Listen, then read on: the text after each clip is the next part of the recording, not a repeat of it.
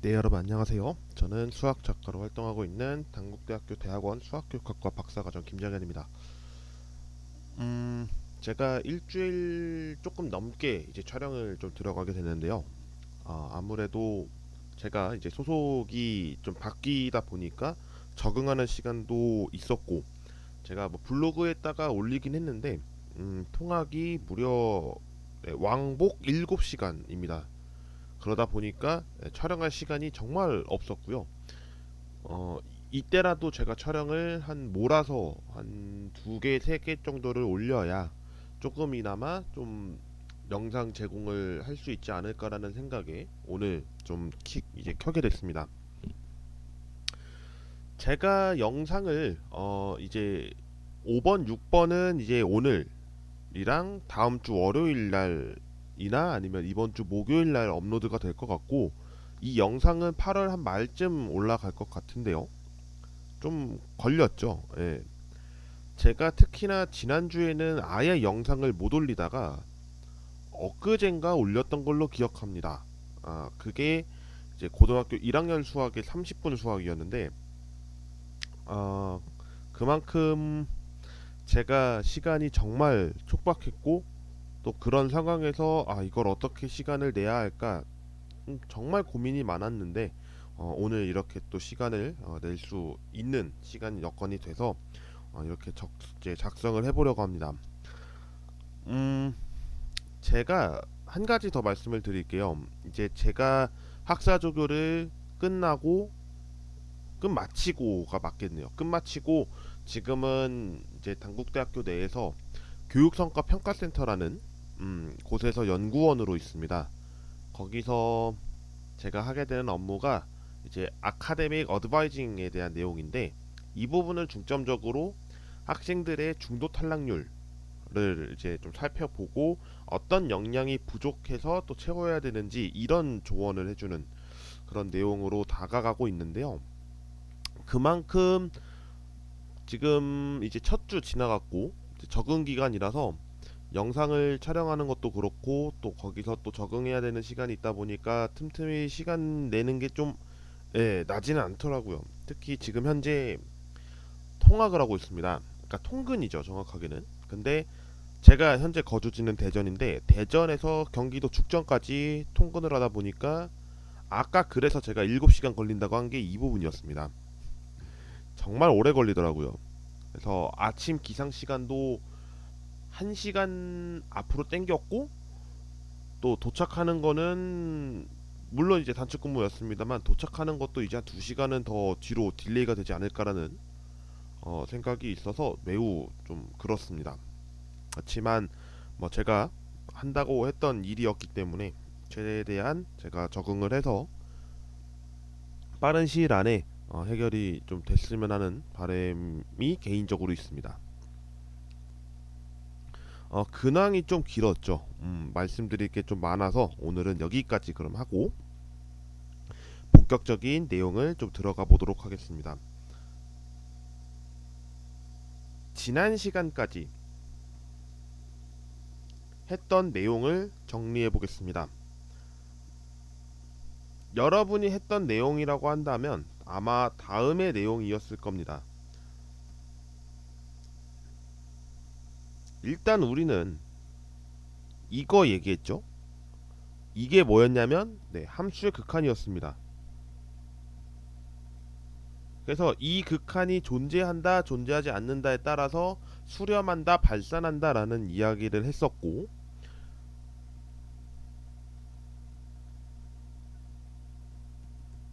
이거는 뭐였나요? 함수의 연속이었죠.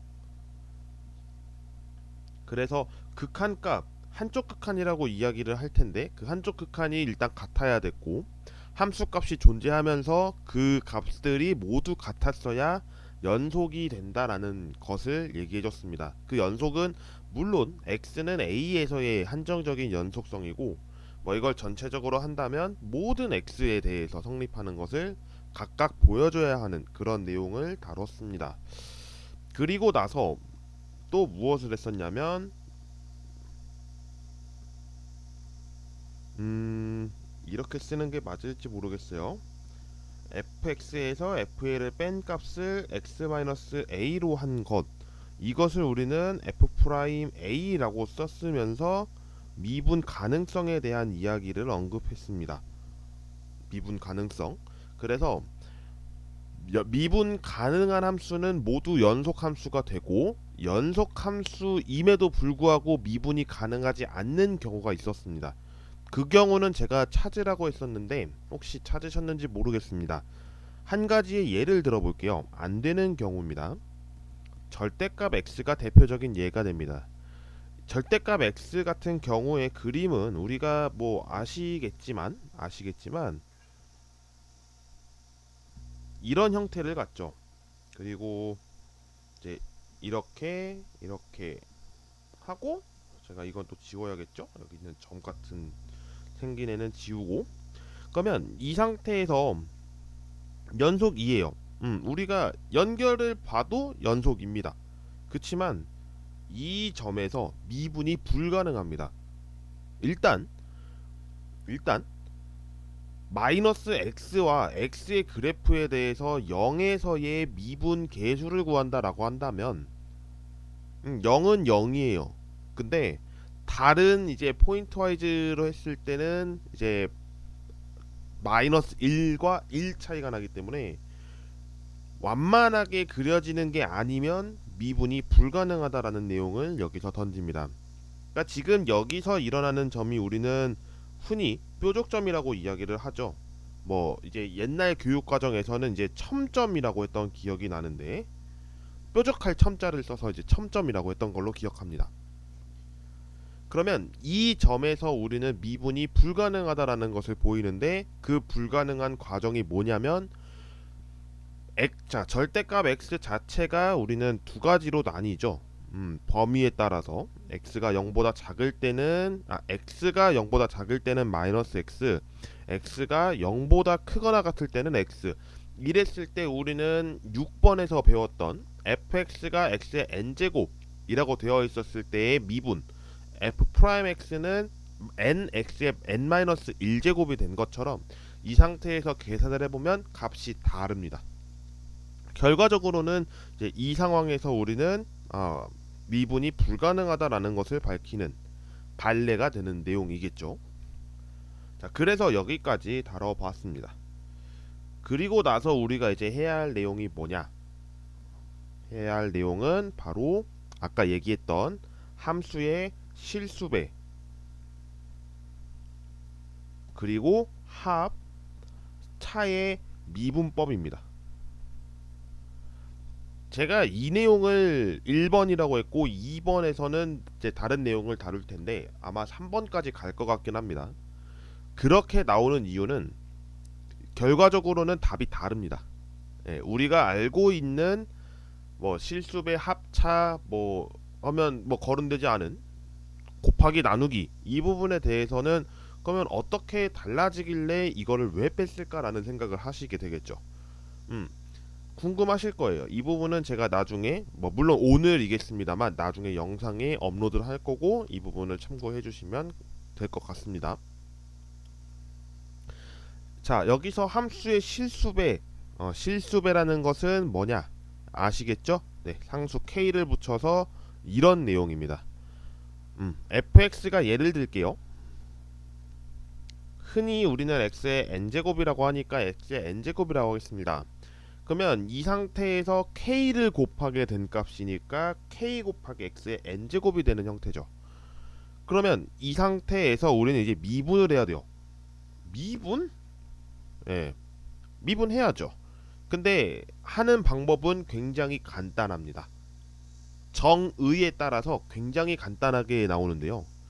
이 부분에 대해서 한번 정리해 보도록 하죠. 자, 우선 fx가 x의 n제곱이라고 하겠습니다. 근데 이거는 너무 일방적인 통보식이라서 그냥 우리는 fx라고 하겠습니다. 이렇게 하면 좀 될 것 같죠. k라고는 썼지만 뭐 상수를 쓰기 위해서 c를 쓰는 데도 있고 그렇습니다. 하지만 저는 k라고 작성을 해보도록 할게요. 그러면 우리가 이제 미분 개수를 구하는 과정, 미분계수? 미분계수가 아니라 이제 도함수를 구한다고 할게요. 이제 미분법이라고 하지만 이제 우리는 도함수를 구해야 돼요. 이게 키포인트여서 우리는 네, h를 0으로 보내 보겠습니다. 그랬을 때 우리가 공식으로 알고 있는 상황이면 네, x 플러스 h 마이너스 fx를 h로 나눴을 때에 대한 내용을 f 프라임 x라고 했었죠. 이게 도함수입니다. 도함수. 그럼 이 내용을 가지고 어떻게 쓰게 되느냐? 일단 우리가 이 fx에다가 k를 곱한 거기 때문에 이 상태에서 k를 곱해 주겠습니다. 자, k 곱하기 fx라고 했으므로 이제 우리는 다시 식을 정리해 볼 필요가 있겠죠. k 곱하기 f의 x 플러스 h 마이너스 k 곱하기 fx를 뭘로 나눴냐면 h로 나눴습니다. 그럼 이 상태에서 k가 뭐가 되냐면 네, 공통이죠? 예, 인수라고 하는 게 맞겠죠. 그러면 묻겠습니다. h를 0으로 가까이 보냈을 때 k를 묻고 f의 x 플러스 h 마이너스 fx 인 상태에서 h로 나눕니다. 그러면 k가 리미트 상태에서 어떻게 되는지는 네, 수열의 극한에서 다뤘을 겁니다. 아니면 함수의 극한에서도 다뤘을 거고요. k가 앞으로 나갔죠. k가 앞으로 나가면서 h 0으로 보내가지고 f의 x 플러스 h 마이너스 fx를 h로 나눈 내용에 대한 극한값. 이러니까 결과적으로는 f 프라임 x라는 도함수가 완성되고 k가 곱해지는 거죠. 결과적으로 우리가 함수 y는 kfx에 대해서 y 프라임을 구하려고 봤더니 k는 그대로 살아 있고 f 프라임 x만 이제 정리가 되는구나라고 하는 것을 볼 수가 있는 내용이 됩니다. 그러니까 k는 아무런 영향이 없는 거고 그냥 미분을 구하려고 했을 때, 뭐 예를 들면 도함수를 구하려고 했을 때 아무런 영향이 없다라는 것을 이 상태에서 밝혀주고 있습니다.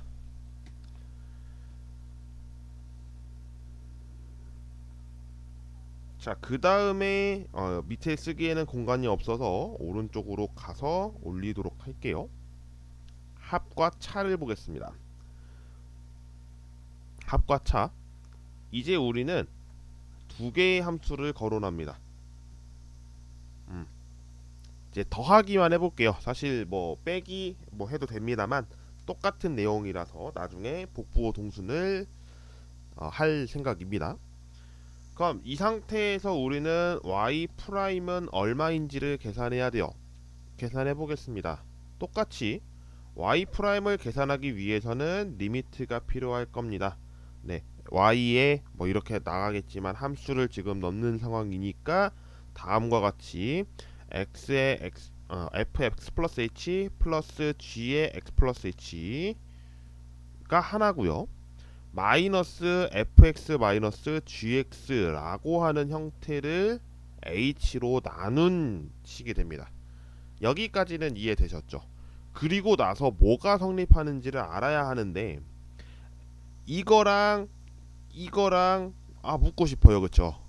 이게 될까요? 되죠. 왜냐면 결합법칙입니다. 예, 결합법칙 때문에 식이 성립하고요. 다음과 같이 이제 식을 작성할 수가 있게 되겠죠. 다시 h를 0으로 보냈을 때 fx 플러스 h 마이너스 fx가 하나 만들어질 거고 다른 이제 g 경우를 보면 여기는 더하기죠. 네, 더하기. 그러니까 지금 빨간색에서 쓴 내용으로 보면 g의 x 플러스 h 마이너스 g의 x 이렇게 묶을 수가 있게 되고 이를 뭘로 나눈 거냐면 h로 나눈 겁니다. 여기까지 했을 때 우리는 이제 뭔가 보이시죠? 네, 바로 왼쪽 오른쪽 네, 이렇게 볼 수 있는 거죠. 그래서 보겠습니다. 리미트 h를 0으로 보냈을 때, 자 h분의 fx 플러스 h 마이너스 fx 더하기, 또 h를 0으로 가까이 보냈을 때 g의 x 플러스 h 마이너스 g의 x를 뭘로 나누냐면 h로 나눕니다. 이게 되는 이유는 함수의 극한에서의 극한 성질 때문에 그렇습니다. 그러면 계산이 됐죠. 왼쪽에 있는 이 식은 뭐냐면 fx의 도함수인 f'x가 되고, 오른쪽에 있는 식은 gx의 도함수인 g'x가 되어서 이를 더한 상황이 y'이 됩니다. 결국에는 우리가 어떻게 결론 내릴 수 있느냐, fx와 gx가 더해졌을 때 y 그러니까 이제 도함수를 구한다고 했을 때 각각의 도함수를 계산하고 더하시면 됩니다 라는 내용을 여기서 알려주고 있습니다. 한 가지 더, 뺄 때는 어떻게 될까요? 빼기는 제가 흰색으로 처리를 해볼게요. 지금 이 상태에서 빼기가 발생했는데, 여기가 빼기가 될 거고 여기가 빼기가 될 겁니다. 그쵸? 왜냐면 fx와 gx가 뺀 상태였기 때문에 fx 플러스 h 그리고 gx 플러스 h도 뺄셈 계산일 거고, fx, gx 역시 뺄셈 계산일 겁니다. 가운데는 똑같이 마이너스가 적용되고요. 그랬을 때 이 상태를 보면 fx 플러스 h 마이너스 fx 이 부분은 똑같습니다. 하지만 뒷부분 여기가 달라지겠죠. 역시 플러스는 마이너스로 바뀌고, 그러다 보니까 역시 함수의 극한의 성질에 의해서 가운데가 마이너스 부호로 바뀌면서 맨 마지막 결론 부분도 마이너스로 바뀔 겁니다. 이 상태 계산을 하시면 될 것 같습니다. 그래서 정리를 해볼게요. 우리가 이제 정리를 해서 마무리를 지어보는 시간을 가져볼 텐데, 아까 얘기했던 fx와 gx 이 부분이 뭐여야 되냐면 미분이 가능해야죠. 일단 미분 가능, 또 가를 쓰려고 하네요. 미분 가능한 함수 저 오늘 많이 나네요. 죄송합니다. 그리고 c는 c라고 했지만 저는 k라고 했기 때문에 k라고 쓰도록 하겠습니다. k는 상수. 그랬을 때 첫 번째, 다시 노란색으로 바꿔볼게요. 노란색으로 바꾸면 y는 k 곱하기 fx인 상태에서 y 프라임을 구하려고 한다 라고 하면 k 곱하기 f'x가 되는 내용을 볼 수가 있고요. 두 번째, y는 fx 플러스 gx인 상태에서 도함수를 구하려고 하면 각각의 도함수를 계산해서 더하면 됩니다. 뺄셈도 마찬가지. 함수의 뺄셈인 경우에도 y'을 계산해 보았을 때 각각의 도함수를 계산해서 빼면 됩니다. 이렇게 정리를 할 수가 있겠네요. 자, 오늘 이야기가 조금 많았긴 했지만 정확하게는 실수배 합차의 미분법을 구하기 위해서 과정이 어떻게 되는지를 살펴본 내용이라고 할 수가 있겠습니다. 다음 시간에는 곱의 미분법을 통해서 계산을 할 거고요. 이 내용으로만 하나를 채우도록 하겠습니다. 굉장히 좀 많아서 체크를 할 필요가 있다고 생각이 들어 이렇게 작성을 하고요. 다음 시간에 곱의 미분법수로 8번째 시간대 만나도록 하겠습니다. 시청해주신 모든 분들 감사드리고요. 다음 시간에 뵙겠습니다. 고맙습니다.